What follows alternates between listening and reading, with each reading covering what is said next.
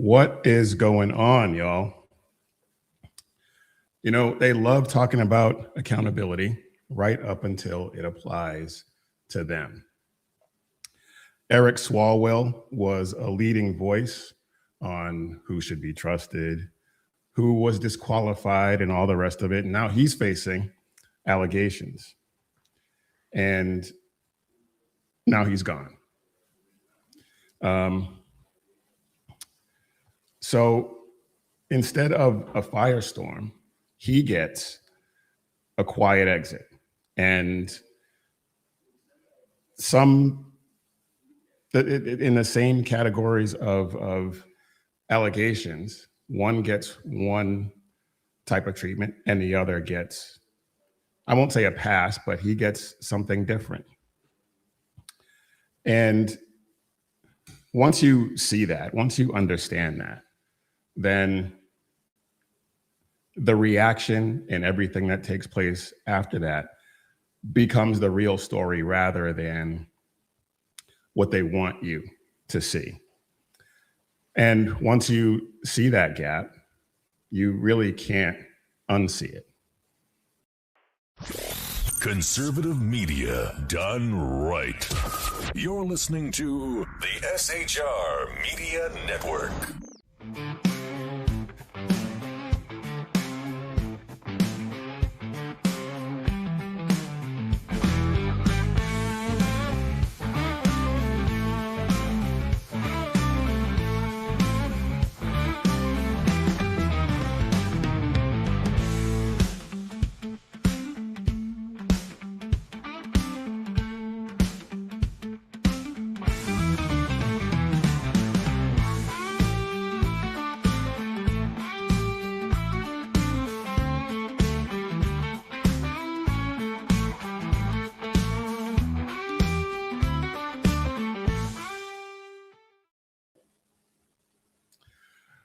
Welcome to the Mission Ready Men briefing right here on the SHR Media Network, where faith in God is the standard and masculinity is not up for debate.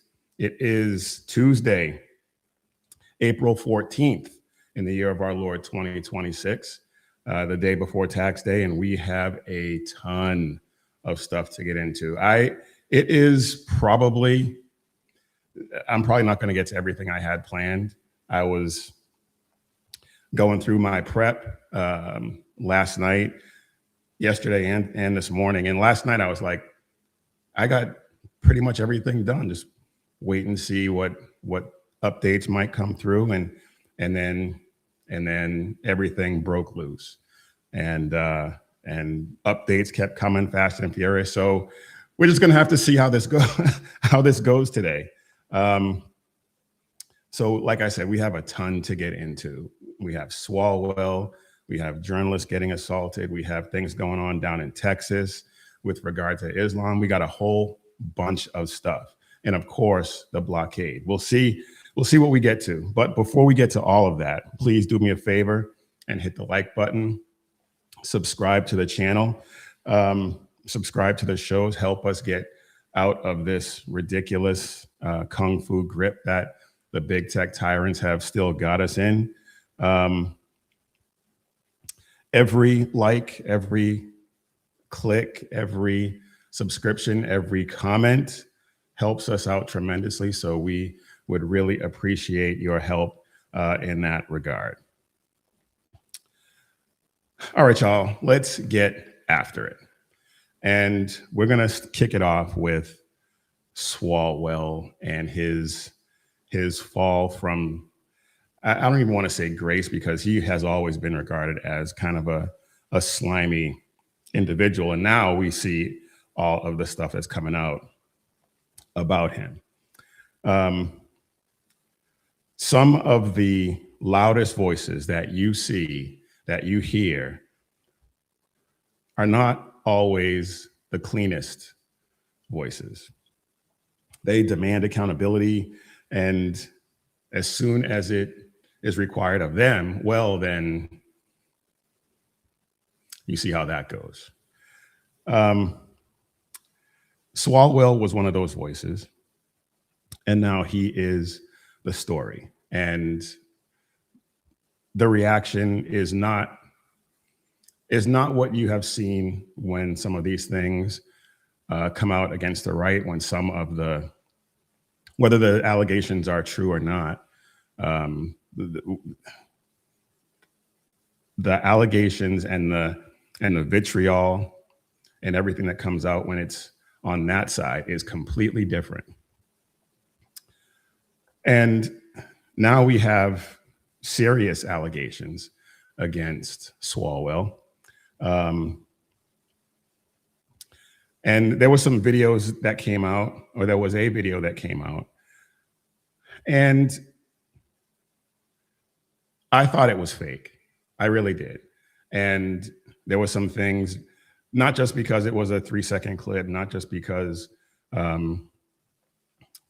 it hadn't been corroborated when I saw it, but it just looked weird. It looked to me like it had been AI generated. Come to find out, longer clips came out, and some, I don't want to say high level people, but some people with some resources claim to have had the video authenticated and that it was not AI generated, that it was real. I'm not going to play that video. It's not necessary for what we're going to talk about. It's just another salacious video by another ridiculous politician. But allegations against him have surfaced from multiple women now. I believe it's up to 5 women have accused him of sexual misconduct, rape, and now a House, the Ethics Committee has opened an investigation. We're hearing that the FBI, the DOJ, is going to open an investigation into him, and he's just got all kinds of problems at this point. And the fall from grace was meteoric. I mean, he imploded big time over the course of a few days. And we're going to get into the timeline here a little bit later. These allegations are not random. And these allegations are really not new. It seems to be that his cohorts, his colleagues in Congress knew about it, knew that he was a scumbag, knew he was a perv. And he stayed in Congress. It's really wild to see what they will allow and what they won't. It's crazy. The culture in DC is toxic, just completely toxic. And it runs on power. It runs on power and who has proximity to that power. This is not the first time that something like this has happened, and it won't be the last. They have a $15 million slush fund to pay off their victims of sexual harassment. And they just voted not to disclose those records. Now, what do you think the chances are that Eric Swalwell is all over those records? I think it was Kevin McCarthy who said that it was an open secret that you didn't want your young female staffers around Eric Swalwell and Matt Gaetz.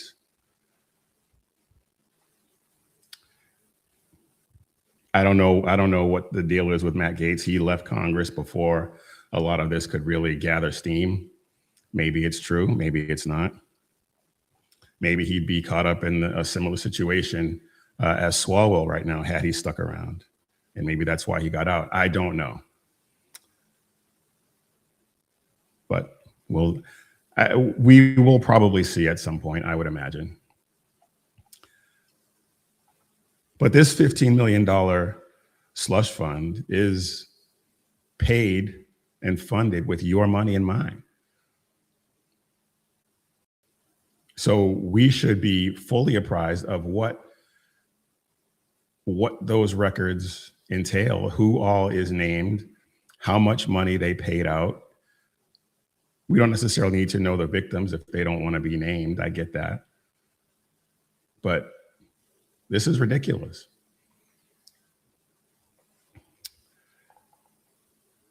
But they protect these people until protecting them is no longer in their best interest, which is what we're seeing happen with Swalwell right now.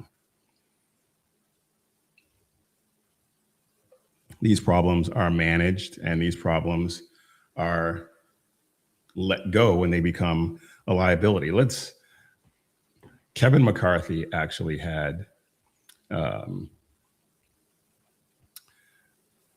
before we get into that, I want to show you Swalwell's statement, and we're going to get into a little bit of that as well. Like I said, there's a ton to get into. I mean, these updates and this stuff just kept coming fast and furious. So let's see if we can get that up on the screen. Yeah, here we go. Now it's probably going to be a little small, so I'm just going to read it. This is Eric Swalwell's statement about his resignation, and he says, "I am deeply sorry to my family, staff, and constituents for mistakes in judgment I've made in my past. I will fight the serious false allegations made against me. However, I must take responsibility and ownership for mistakes I did make. I'm aware of efforts to bring an immediate expulsion vote against me and other members. Expelling anyone in Congress without due process within days of an allegation being made is wrong." Yeah, we'll get into that too. "But it's also wrong for my constituents to have me distracted from my duties. Therefore, I plan to resign my seat in Congress. I will work with my staff in the coming days to ensure they are able, in my absence, to serve the needs of the good people of the 14th Congressional District." Now, what did you notice about that? We've been seeing reports that he has resigned. He has not. As of we just went live, and as of that time, he has not actually resigned. He says he plans to. So you see these reports saying that he's resigned. He hasn't. Now, maybe since the last time I looked, he has resigned, but as of this Weasley statement and the time that I went live, he hasn't resigned. He's still there. He's still there.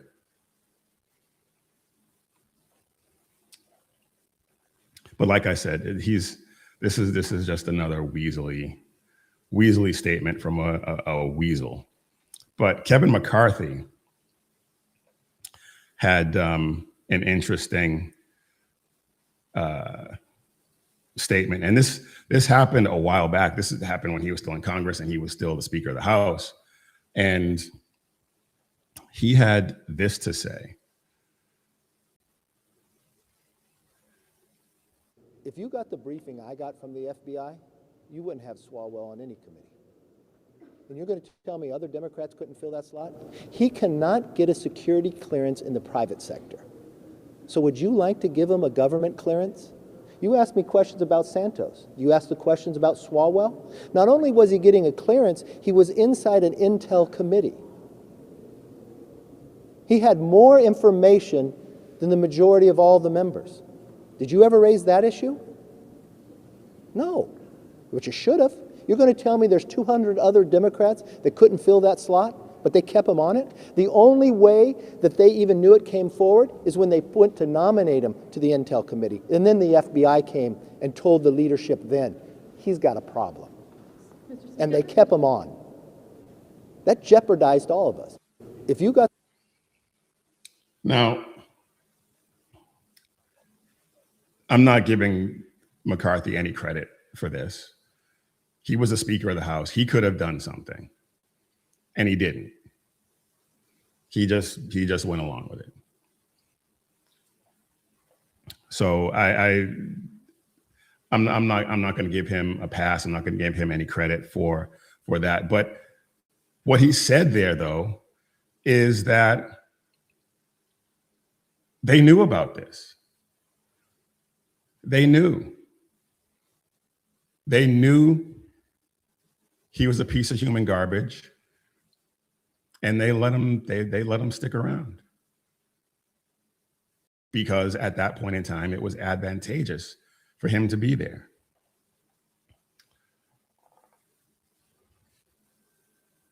They saw the risks that he posed, but they didn't think it was worth dealing with. They thought having him there was better for them than working to get him out.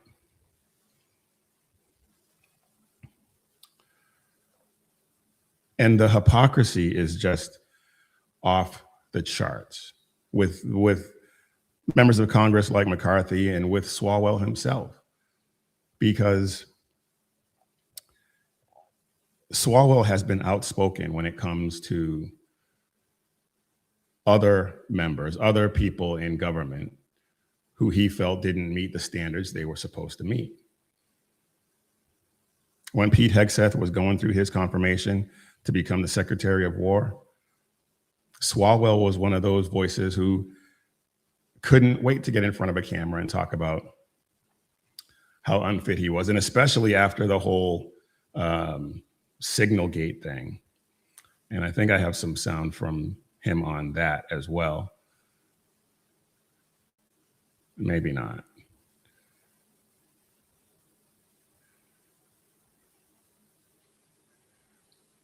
But it wasn't just Hegseth. It was Brett Kavanaugh as well. He was one of the loudest voices talking about Brett Kavanaugh and his alleged victims, which of course turned out to be completely false. But this is Swalwell talking about that.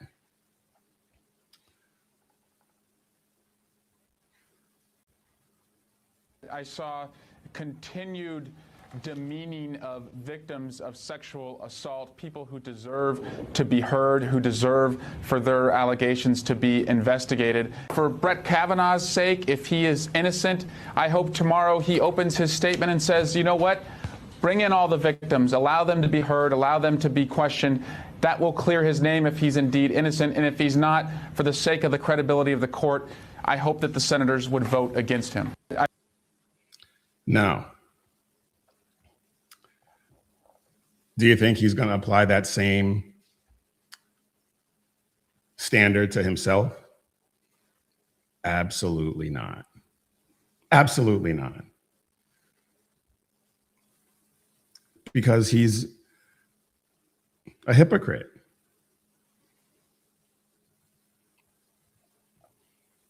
And he had the same smoke for George Santos when he was going through his legal troubles. And George Santos actually got kicked out of Congress for, yes, he committed crimes, and whether you believe he should have been kicked out or not is irrelevant. But the people who worked to kick him out, like Speaker Johnson, haven't said a peep about Swalwell. That's interesting. Now, it is what is interesting is that the media has been compliant and complying with the left's efforts to get rid of him. And why do you think that is? Well, because having him around is no longer advantageous. He's dropped out of the race now, but he was running for governor of California. And because I think there are still two other Democrats in the primary, Katie Porter and someone else, I believe. And so that was him, that many people being in the race was opening the door for Republicans to take the governor's mansion in California. And they do not want that to happen. They don't want that to happen. And I've heard and read that they actually did not want him to enter into the race in the first place. And he did anyway. And so this is payback. This is retribution, allegedly. I haven't been able to confirm that. I don't know if that's absolutely true, but that's what I've read so far. So if that's true, he had to go. And they were going to use any and all means necessary to make that happen, and they did. Which makes you wonder who, in that video that we talked about, who was the person who was filming? There are reports that the person filming was underage. I don't know that that's true. I hope it's not. But where did the footage come from, and how did it get leaked in such a timely manner? That's interesting.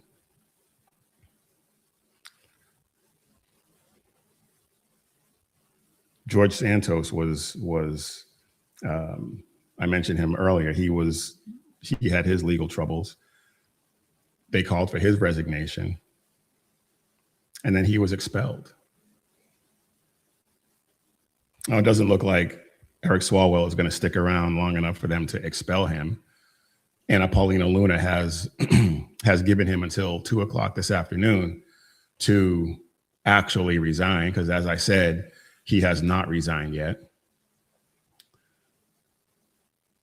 And if he doesn't resign, then she is going to move to have him expelled.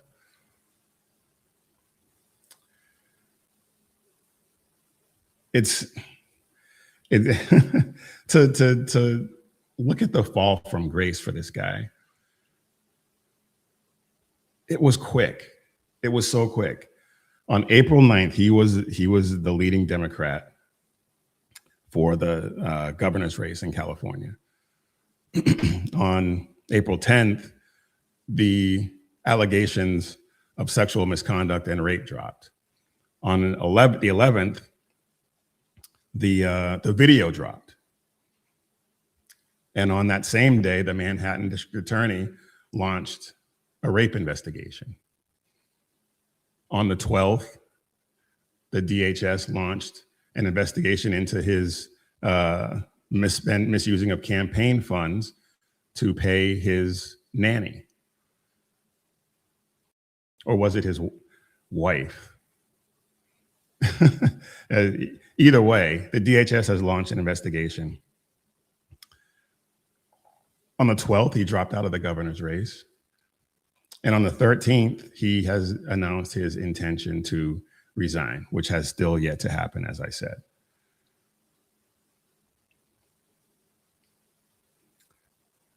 This is one of those falls from grace that is just fascinating to watch, because it wasn't that long ago when they were doing everything they could to protect him. There is a compilation that was done by Tom Elliott of Grabian. And I'm not going to play the whole thing because it's almost 3 minutes long.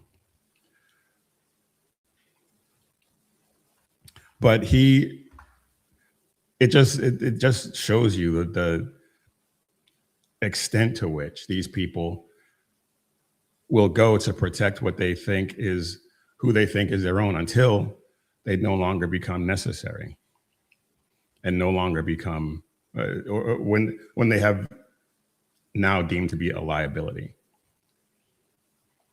So let's take a look at this real quick. And I'm not going to play the whole thing, as I said.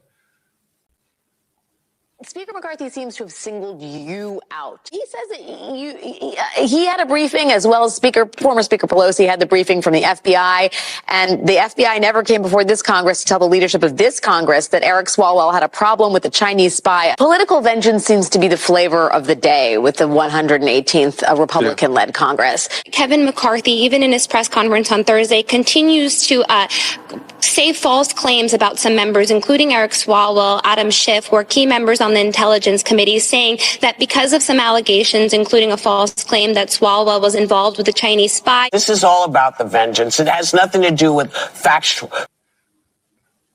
A false claim that he was involved with a Chinese spy. Everyone knew that was not false, but here is the American Pravda doing their duty to protect them. Factually, what the reality is these are small-minded, petty people who are now in charge of committees. And if they remove you, it's going to be a huge mistake, and people know it. My wife does say, don't threaten her with a good time, because I'm going to be home now for more diapers to be changed, school drop-offs. Swalwell has never been accused of any wrongdoing. The investigation in question. Never been accused of any wrongdoing. Okay. That's enough of that. He is now, like I said, no longer useful, persona non grata. And just to watch how quickly they turned on him is, like I said, fascinating to watch. And it's going to be interesting to see going forward what actually happens. If they let him fade away, he does resign, he goes away. We don't see him in the spotlight anymore, and we'll see if they actually pursue these charges. I know a lot of people have a lot of faith in the FBI now with Kash Patel and the new Attorney General. We'll see. We will see. Hopefully getting rid of Pam Bondi was a good thing, and well, it was a good thing, but hopefully getting rid of her will allow some of these necessary prosecutions and investigations to go forward. All right, I want to pivot. Actually, you know what, before we do that, let's go ahead and get a word in from our sponsor. And our sponsor for today's show is Patriot Mobile. And your vote absolutely matters, but so does your wallet. And that's why we switched to Patriot Mobile a while ago. It is America's only Christian conservative wireless provider. And they actively support pro-life, pro-family, and pro-freedom causes with every dollar that you spend. So right now you can get a free month of service at patriotmobile.com. If you go to patriotmobile.com and use promo code Jackson, you can get a free month of service, or call 972-PATRIOT and use the promo code Jackson. Defend freedom with every call, every text, every month. Switch to patriotmobile.com today. All right, y'all. I am Big E, and you are watching or listening to the Mission Ready Men briefing right here on the SHR Media Network. And now let's get back to the briefing. And I want to talk about left-wing violence. They will tell you relentlessly that all of the violence comes from conservatives. MAGA's violent. They have all the guns. All the gun violence is from the right. That's obviously and demonstrably hogwash. Minnesota is back in the spotlight because a journalist, Savannah Hernandez, was brutally assaulted. And it's all on camera. It's all on camera. She recorded most of it herself. I think there are some angles that she did not record. And you won't see this on, at least I haven't seen it on any of the American Pravda outlets. I haven't seen it reported on CBS, NBC, ABC, BS Now, CNN, none of them. Now, maybe they haven't, I just missed it. The last time I searched for it, I didn't see anything. Something may have popped since then. But she was brutally assaulted by what turns out to be an entire family. An entire family. Well, not an entire family. There was one member who has condemned their actions. But husband, wife, and daughter attacked her. There are, let's take a look at this one.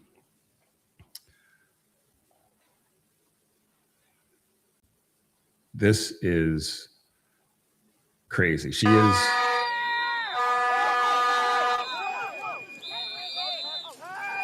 right. Now see this guy right here? This guy with the vest and with this horn or whatever it is? That is the woke farmer. That is the guy who got arrested with Don Lemon because he was one of the disruptors who stormed that church a few months back. And Savannah Hernandez was just there recording. She wasn't interviewing anyone. And this guy called her out and told everyone who she was and who she was with. And she's being attacked right here, and he's just standing there. All of these guys just standing there. Anyway. And he slinks away.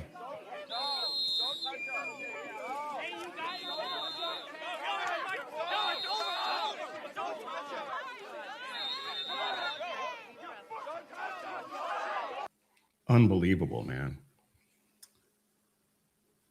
And there's another angle I'm going to show you here in a second that is just ridiculous. But this type of stuff doesn't happen with conservatives. Conservatives don't do this.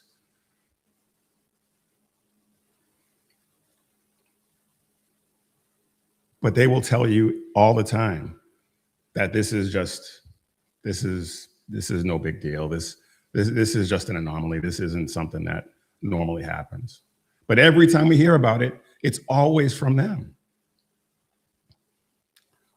Always from them.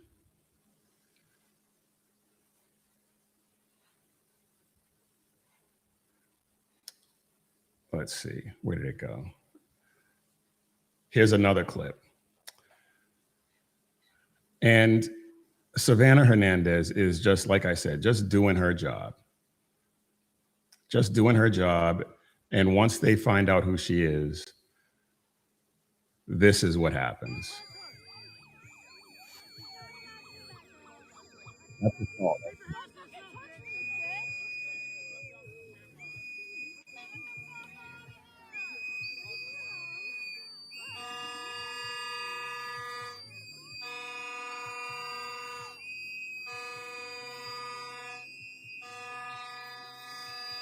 Now she's trying to walk away and they're steady harassing her,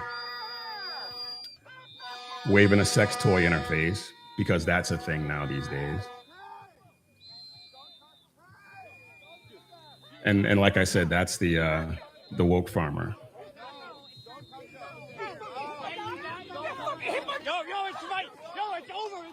It's over.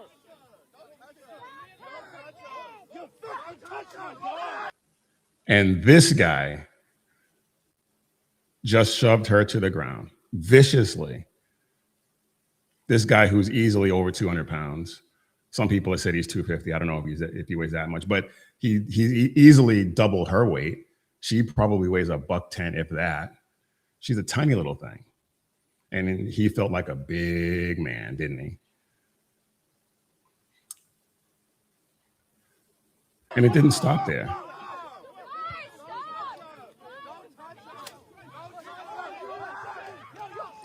And these two people right here, that's that guy's wife and daughter. Guys, it's over. It's over. Back the fuck up. But it's always the right that is involved in this. It's always the right that engages in this violence.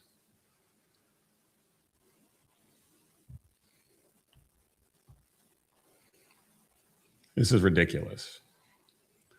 And one thing that I haven't heard too many people talk about, which is, to me, one of the central issues, aside from the fact that she was attacked for no reason. Why didn't she have security? She works for Turning Point USA.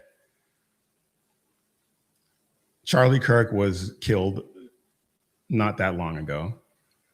We see this type of violence against conservatives all the time. She is a small woman going into these hotbeds. Why didn't she have security? And this isn't the first time it's happened to her either. She's been attacked 2 or 3 other times. I think she talks about it on with Laura Ingraham. I think I have that here.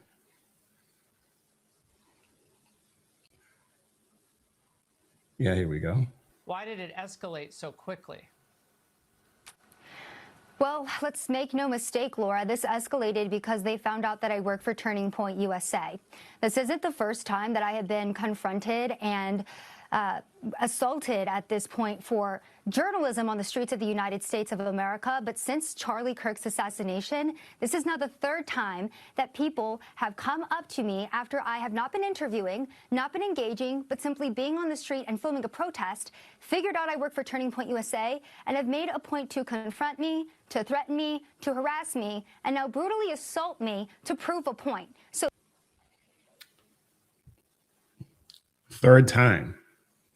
So why did Turning Point USA let her go out into these situations without anyone protecting her? And it's happened to Nick Sorter, it's happened to Nick Shirley, it's happened to a bunch of these independent journalists who go out and get these stories that the American Pravda just won't bring you.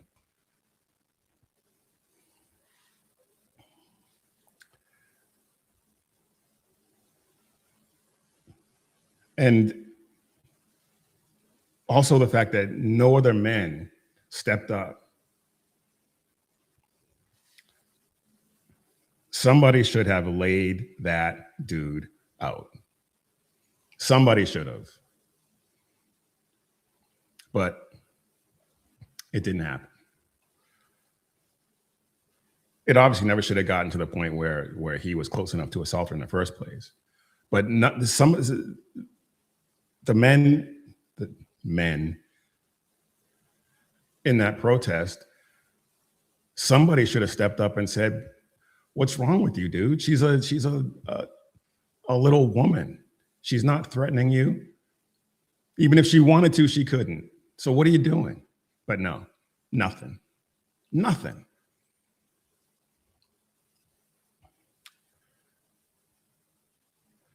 But of course, had she been a left-wing journalist and something like that happened,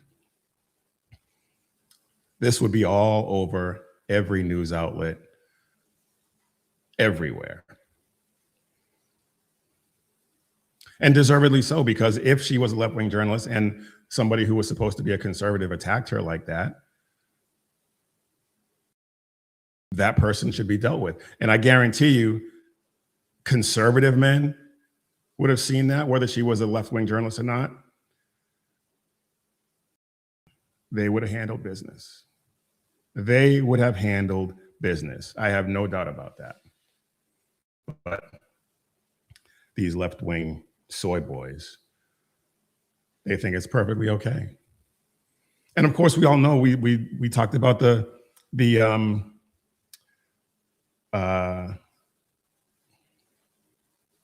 poll that showed that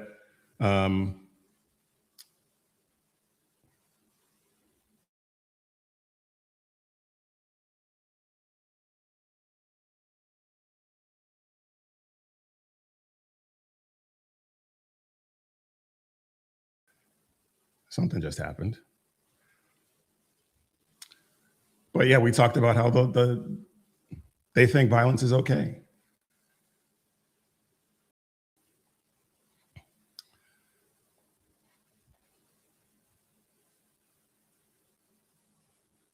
They have an incentive to do this because they know, or they have been trained to believe that nothing is going to happen to them. They're not going to deal with any consequences. Now, this family, I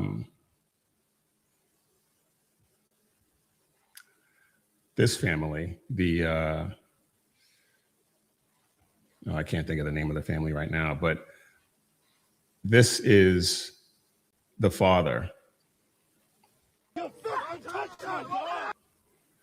He goes by Minnesota Angry Man. And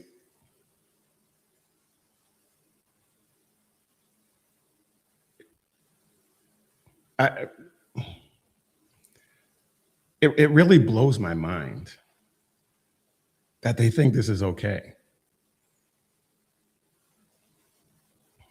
And it also blows my mind that even on the left, nobody stepped up to do anything about this. But they know that it's not gonna get punished, because there was another Savannah that we talked about, Savannah Craven. And maybe you remember this. It's very obstructed, and I think that you just don't understand the magnitude of having a child. Yeah, well, I'm not the one who admitted they would be okay with killing babies in foster care and killing children that have been abused. That's not the point. What I'm saying. That's really.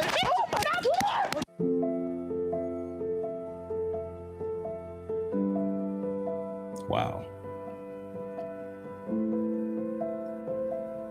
And nothing happened to her. Nothing happened to that woman. The DA, Twinkies Bragg, decided not to file charge. Well, he gave it to somebody who was not really even qualified to practice law in the state of New York. And he just fumbled the ball and never filed the paperwork to charge her. And so the case was dismissed. They know that they can get away with it. That's why they do it.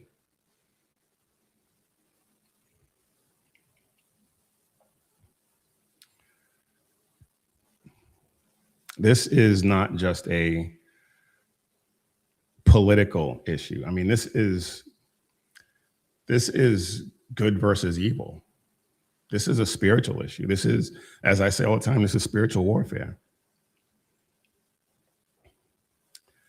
Proverbs 21:15 says, justice brings joy to the righteous and terror to the evildoers. But when there's no justice, the evildoers can do whatever they want because they know they're not going to face any consequences.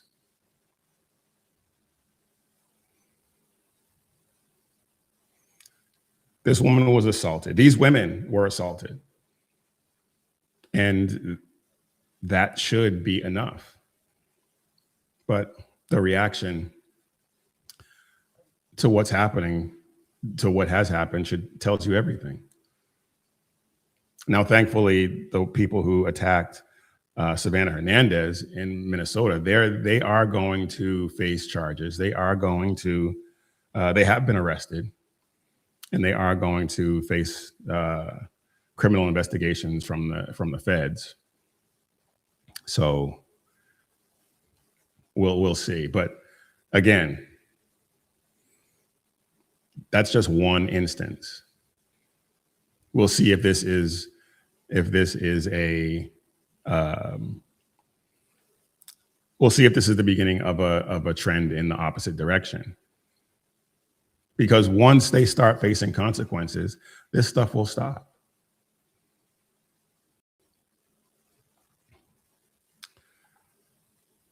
But it's the selective enforcement, selective outrage stuff that just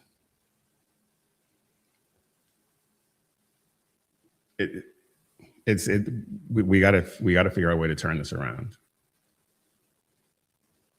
And maybe these investigations, maybe these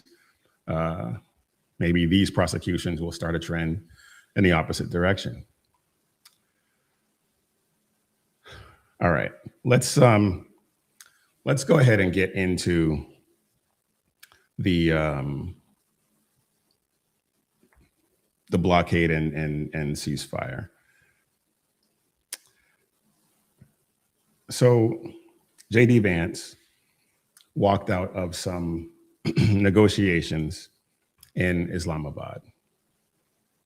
And almost as soon as he walked away, we're now talking about blockades, possible escalation. And they say that the diplomacy has failed, that it's unraveling. You'll hear people on the left talking about how President Trump is losing. But I think this is wishful thinking on their part, because I don't think the question is what went wrong.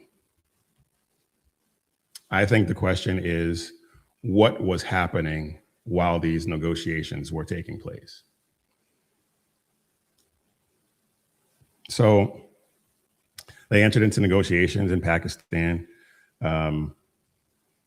Over 20 hours, reports say. Saw some reports say it was only 16. Either way, demands were not met. The United States, we demanded that they reopen the Strait, that they stop interfering with shipping, that they stop their nuclear program. Iran refused. They won't halt their enrichment of uranium, and they said that they would not give up their leverage over the Strait. They claimed that they laid mines in the Strait. I'm not sure I really buy that, honestly. I'm not sure I buy that. They say that they can't account for them. That's why they haven't picked them up. Did they actually lay any mines? Because as the blockade, as our ships formed that blockade, they navigated that strait without any problem. Now, that could be that they just had the technology to detect them, because we do have minesweepers in the strait to do that. So that could be what happened. But it is also very possible, because keep in mind, Iran lies. The regime lies. Islamists lie. So there is just as much of a possibility that they didn't lay any mines. And it was just a tactic to try and assert some leverage over the waterway that they really had no means of protecting. And so then if they did lay those mines, and then their story is, we can't find them. So they either didn't record where they laid them, or they deployed the mines and then they just drifted. And now they have no idea where they are.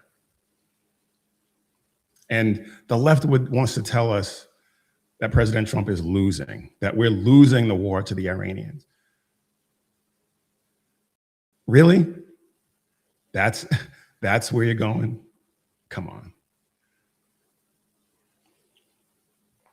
And people are still saying that that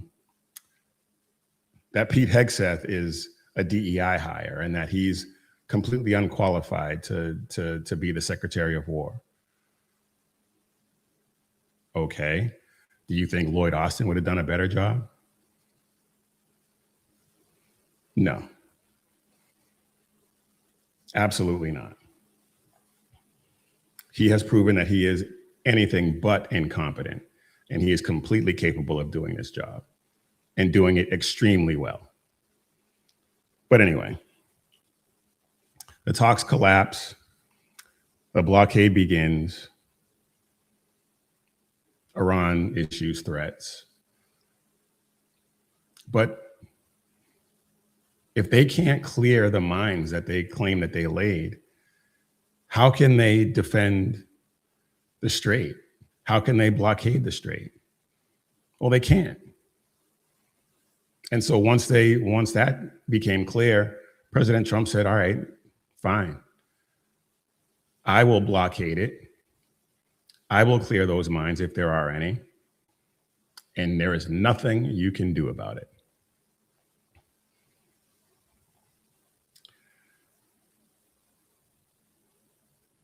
Now, JD Vance, he's been on a couple of interviews since he got back from Islamabad. And one of the clips from his interview with Bret Baier, I think on Fox, was very telling. And we're going to listen to it and then I'm going to talk about it.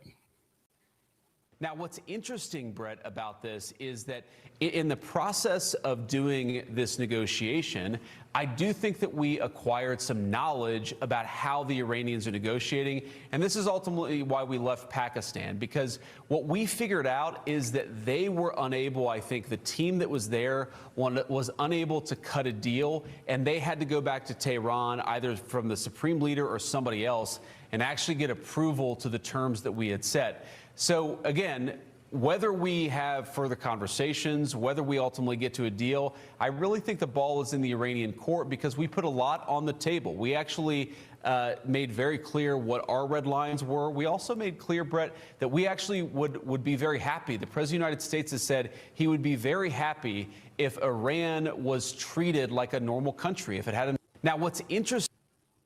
Now, that's only going to happen if the regime is no longer in power. And they're not going to, I doubt they would negotiate that. So it's going to be interesting to see how that plays out. But he said there that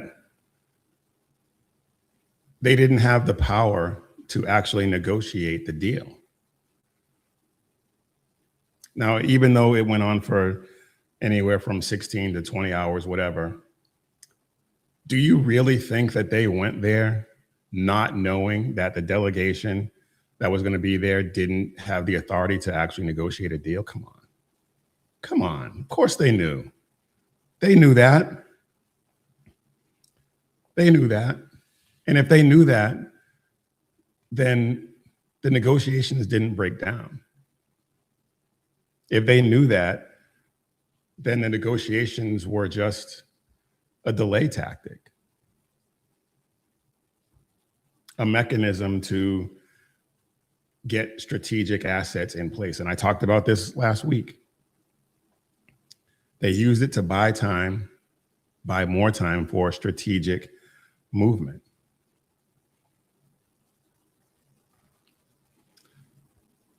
And now, what was it, a couple of hours between the negotiations breaking down, and the blockade being put in place or announced. It was a few hours after that it actually went into effect.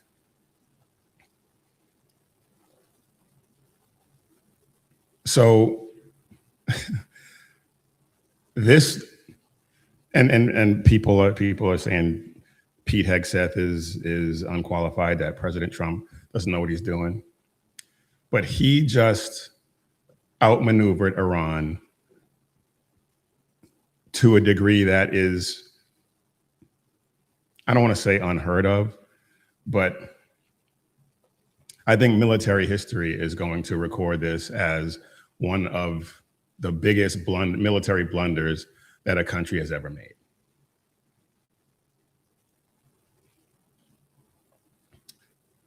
Iran thought that by leveraging the Straits of Hormuz,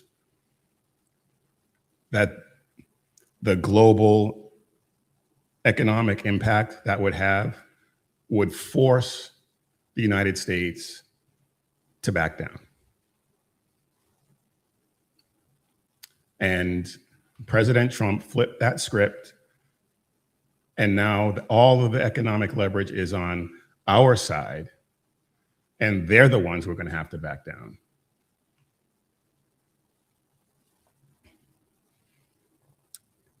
They thought they were going to be able to leverage that over global oil. They thought they were going to be able to leverage that so that they could keep their nuclear program intact. Control of the Strait is control of the economic pressure. And now we have that control. That was a strategic error on their part. Huge, huge error. A huge miscalculation. And I think that President Trump and his team, now maybe he didn't come up with it, I don't know. He has been thinking about this for a long time, so maybe he did. But that was, they were so far ahead of them. And I know the whole 3D, 4D, 5D chess thing is kind of getting old, but he was so many moves ahead on this that now Iran is cooked. They were cooked already. But I mean, the whole world can see at this point, they are cooked. They have no moves left. They have no moves left except to cave.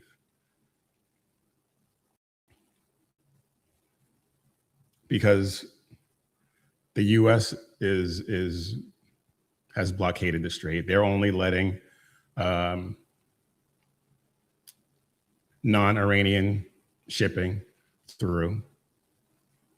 I think they did let a Chinese tanker through, a Chinese ship, I think. I read that. I didn't really have a chance to get into it. I just saw that earlier today.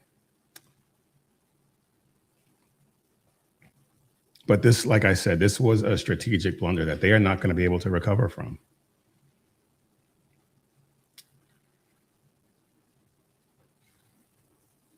President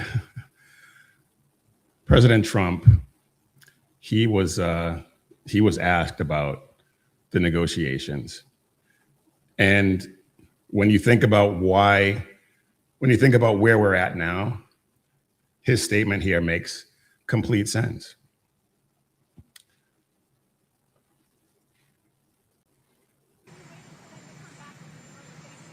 Oh, I don't know. I don't care if they come back or not. If they don't come back, I'm fine.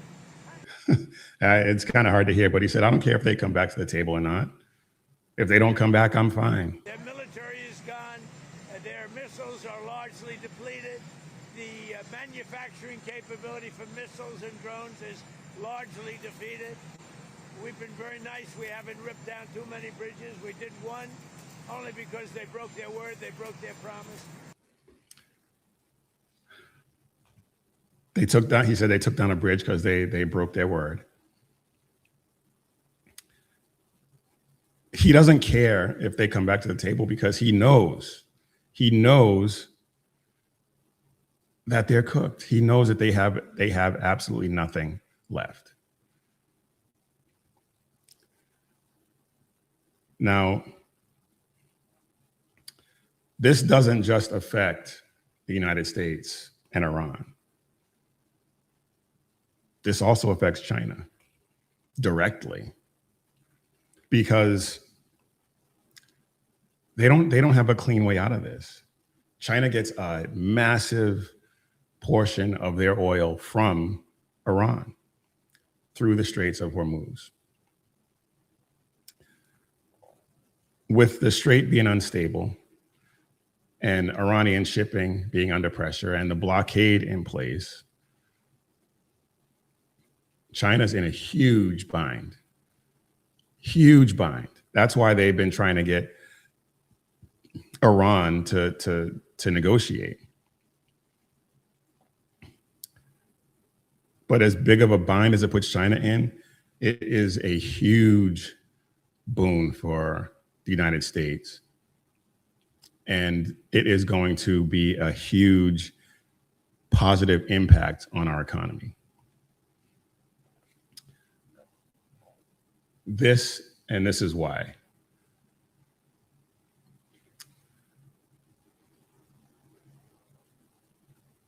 The shipping traffic through the Strait of Hormuz has gone down to basically zero. There's almost none. And so where is all that traffic going? If it's not anchored in the area waiting for something to happen, they're moving. And where do you think they're moving to? A ship tracking firm reports 121 empty oil tankers are making their way to the United States of America. 68 of those 121 vessels are very large crude carriers capable of carrying 2 million barrels apiece.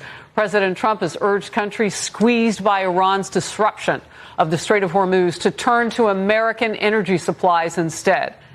Well, it would appear perhaps they are obliging him. They are listening to Trump. The president told Fox, quote, China can send their ships to the U.S., China can send their ships to Venezuela, while also saying that empty oil-carrying ships from many nations are all headed to the U.S. to load up. That from the president of the United States. They're coming here. They're getting our oil and our liquid natural gas. That is huge. Some of those tankers can take up to 2 million 2 million barrels.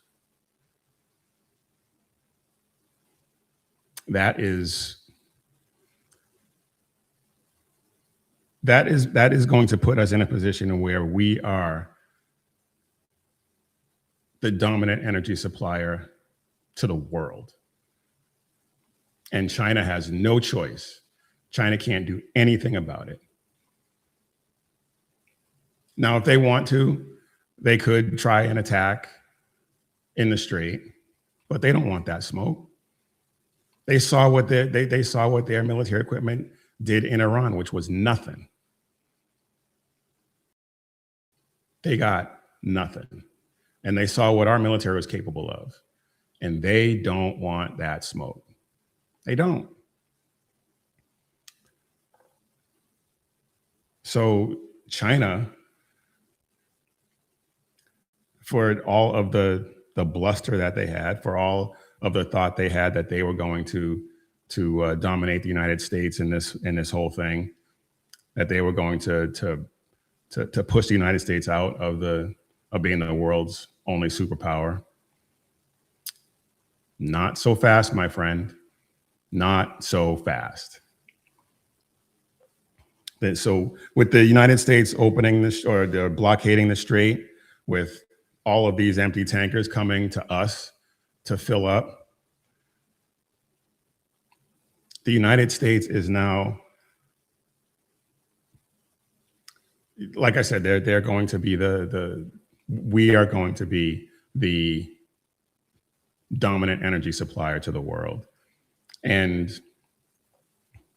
if we decide to open the Strait after Iran comes to its senses, we will become not just the dominant energy supplier, but we will be the guarantors of global trade. We will control the Strait. We will control energy.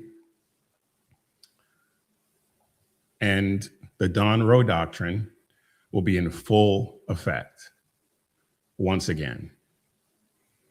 And it won't take long for us to feel those positive effects in our economy.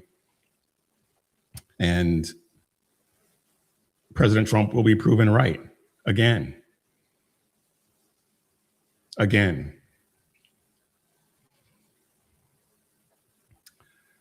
This is us bringing China to heel. China and Iran. China can't do anything about this. And I will be surprised if they decide that they want to attack Taiwan at this point. Because if we decide that we're not going to let that happen, they can't do anything about that either. Like I said, they don't want the smoke.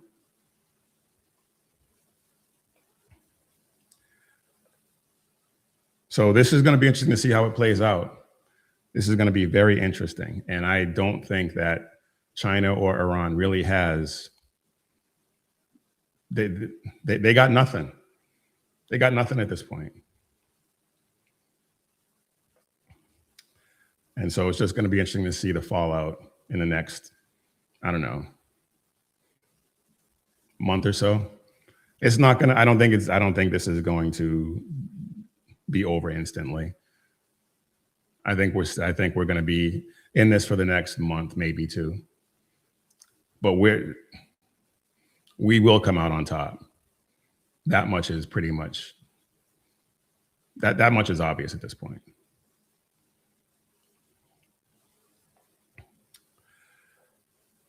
All right, let's get into bring it back home for a second. This is kind of an evergreen topic that we talk about here on this show, on this channel. It is the Islamification of America and the Islamification of Texas. They are trying as hard as they possibly can to Islamify Texas, because they know that if they are successful in Texas, they will be able to export that throughout the country. But I'm thankful that Texans are stepping up and saying, we're not going to let that happen. They have tried, and when I say they, I'm talking about Islamists, have been trying to, as I said, Islamify Texas for a while. And I saw this story, and so I started digging into it a little more. And I hope you can, not that. You can't really see it, but I'm just going to read it. This is from the Daily Wire. The headline is, "One of America's most iconic symbols is now Islamic. The new history fight." And what happened is that there have been proposals to make changes to Texas's school curriculum. And I'm just going to read this quote right here. "It has come to our attention that an extensive lobbying effort is underway to have the Texas State Board of Education alter curriculum standards in a way that would diminish American and Texas history," Representative Brandon Gill said, and other Texas Republicans wrote in a Friday letter obtained by the Daily Wire. The letter went on to describe CARE as a transnational criminal organization, which of course it is. And it goes on here. I want to see if I can actually find the,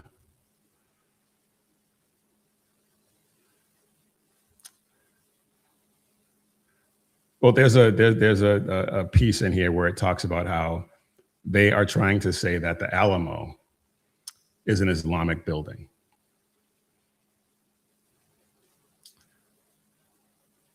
Oh yeah, here it goes. For instance, the board recently responded to public testimony asserting that the Alamo is an Islamic building. Such claims are intended to introduce sensationalized or false history into our curriculum, and it is not the board's responsibility to accommodate flagrant lies or cultivate spurious claims of their belonging. That is what they want to do.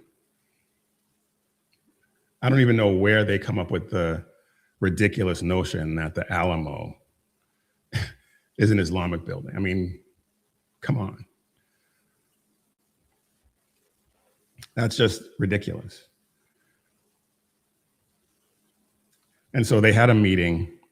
The Texas State Board of Education had a meeting last week to vote on these revisions to the curriculum. And there were a bunch of parents, residents, Texans who simply were not going to let that happen without their voices being heard. Now, thankfully, it did pass. Or they blocked these additions because they wanted required references to Muslim contributions to Texas and United States history, which simply is false. Absolutely false. Now, this was just a preliminary vote. There's a final vote coming in June. But this is part of a bigger issue.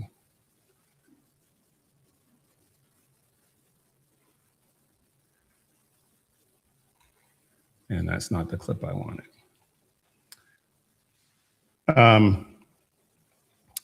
There were a number, like I said, a number of Texans who talked about the Bible and how it was a building block, how it was essential to education up until just recently.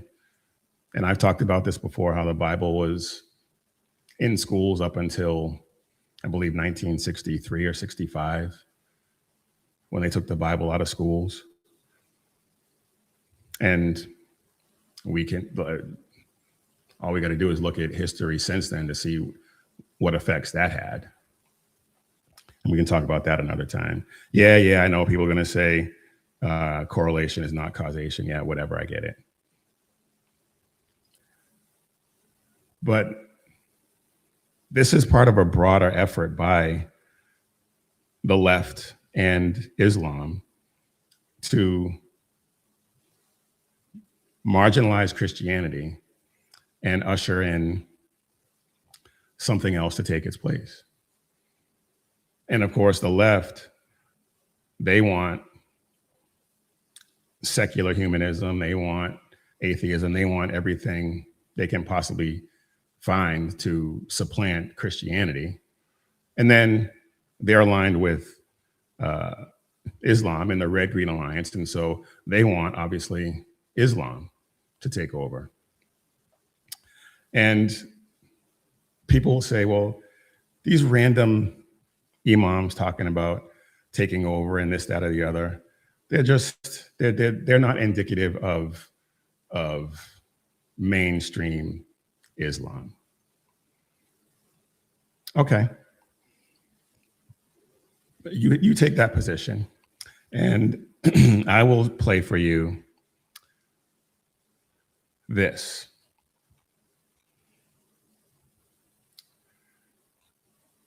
This guy,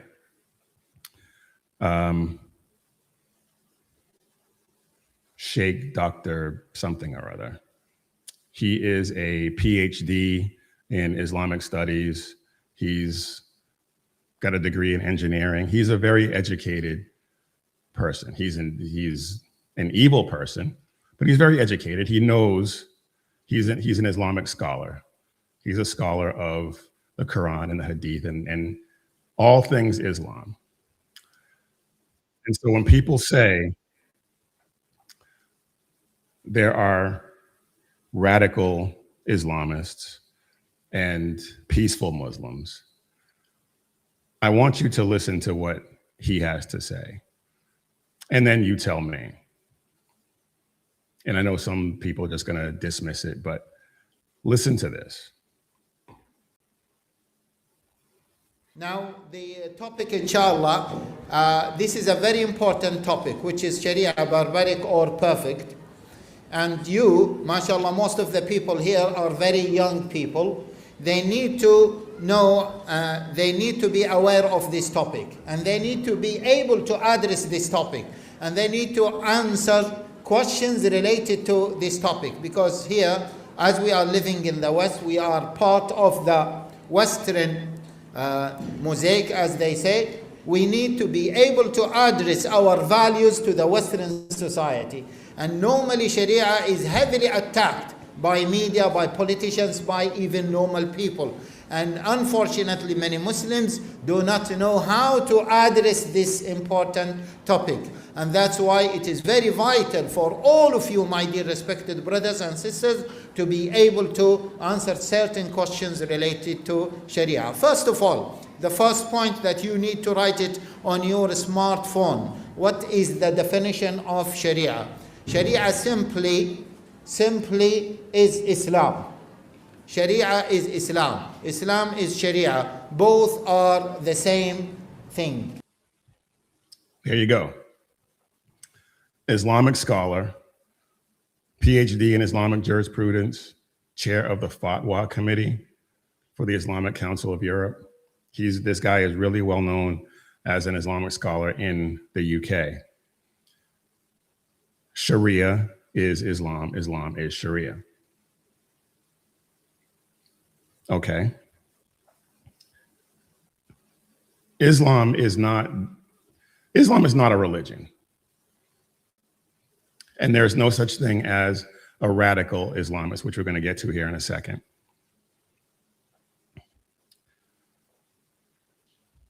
Islam is a way of life. Islam is a prescription for how adherents are supposed to live their lives.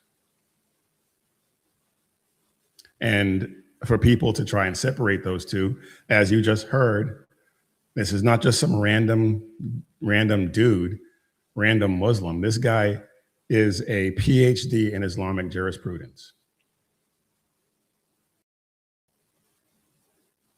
This guy is one of the leading Islamic scholars in the world. And he just told you Sharia is Islam, Islam is Sharia. And just to reinforce it, in case you still don't get it, this is another Islamic scholar. I'm not sure of his name, but you'll recognize some people on the dais when it starts to play.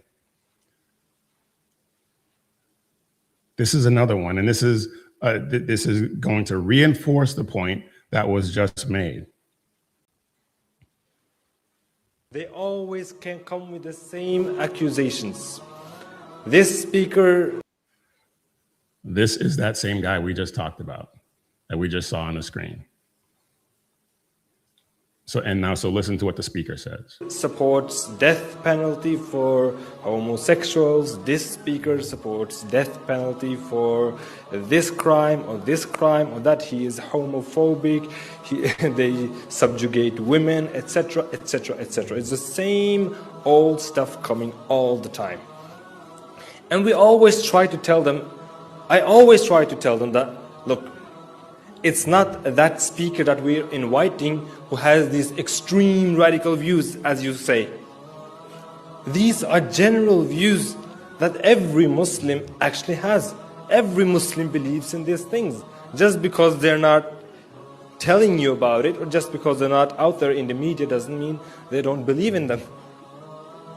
So I will ask you, everyone in the room, how many of you are normal Muslims. You're not extremists. You're not radical. Just normal Sunni Muslims. Please raise your hands. Everybody, mashallah. Subhanallah. Okay, take down your hands again.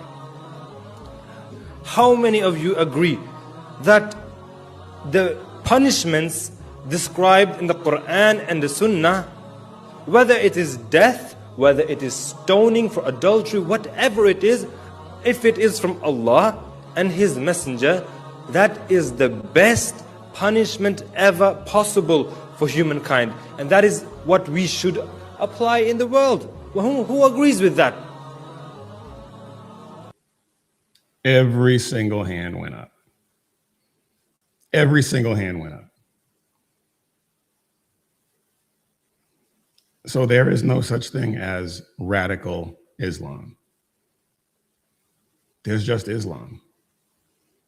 He just told you. They all believe that these punishments laid out in the Quran for homosexuality and adultery and thievery and all the rest of it, they believe all of that is the best punishment and should be applied throughout the world. Okay. So when they tell you they want to take over, when they tell you they want to apply Sharia throughout the world, when they tell you that's how they want to educate your kids, why won't you believe them? Why do you just shrug and say, yeah, freedom of religion? That's suicidal empathy.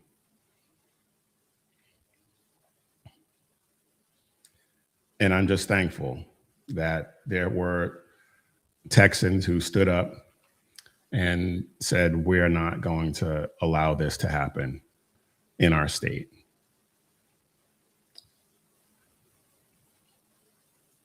First Corinthians 16:13 says, be watchful, stand firm in the faith, act like men, be strong. One of the founding scriptures of Mission Ready Men in 7 Armors. Christianity shaped law. Christianity is responsible for many of the rights that we enjoy today. Human dignity. If you don't stand firm, you're going to drift. And you're going to drift with whatever comes your way. And this is not to try to instill fear. This is not fear mongering. I'm telling you what they say and that we should believe them and do everything we can to stop them.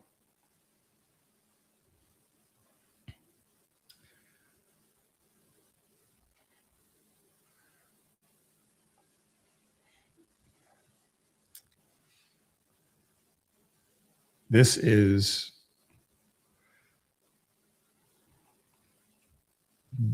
an existential issue. It's one that I am not going to let go. If you don't like hearing me talk about radical, I don't even want to say that anymore. If you don't want to hear me talking about Islam and how it is dangerous, it is a dangerous ideology, and we should do everything we can to stop it in its tracks. If you don't want to hear me talk about that, this probably isn't the show for you. Because I'm not going to stop. And now that I know that things are moving in that direction here in Arkansas, I'm not gonna let it happen here either.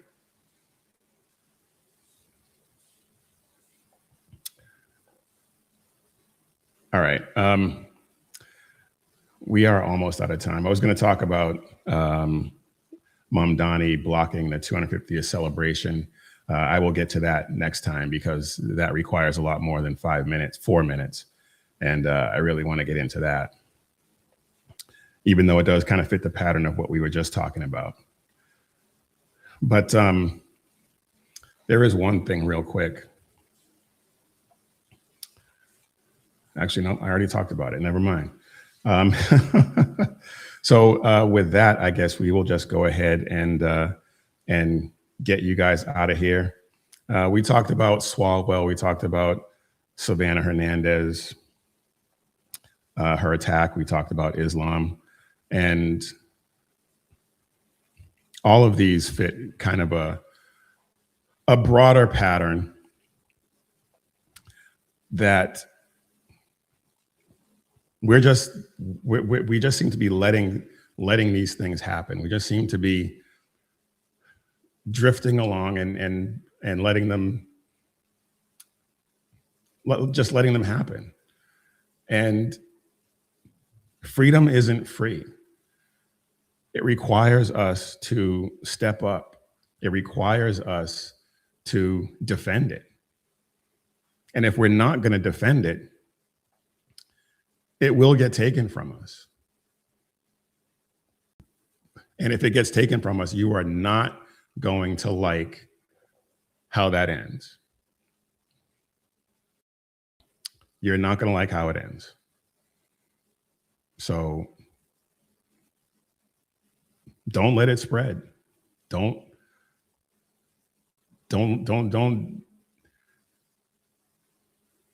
Do not let our freedom get taken from us.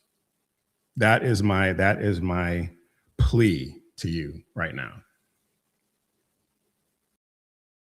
Whether it's Islam, whether it's these ridiculous politicians trying to take away your Second Amendment rights and your First Amendment rights and all the rest of it, don't let it happen.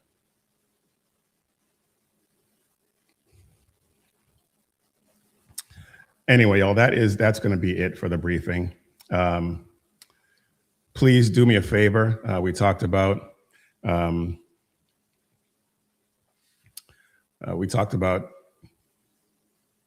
liking and subscribing and supporting the channel. We would really appreciate it if you would do that. Head over to shrmedia.com, and just under the banner, you can see the Get the 250 Reasons t-shirt at the SHR Media shop. Head over there and check out the 250 Reasons t-shirt. Check out all of the tees for all of the great shows on this channel. You can catch Sackhead Sean with The Edge of Liberty every Monday and Wednesday at 11 p.m. Eastern, 8 p.m. Pacific.